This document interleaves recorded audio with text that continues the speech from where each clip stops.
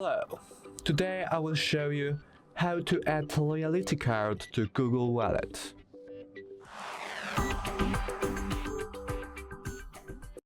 To start, open Play Store and search for Google Wallet.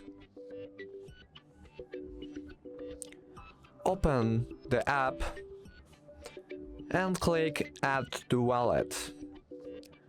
Choose Loyalty Card option and search for your loyalty programs.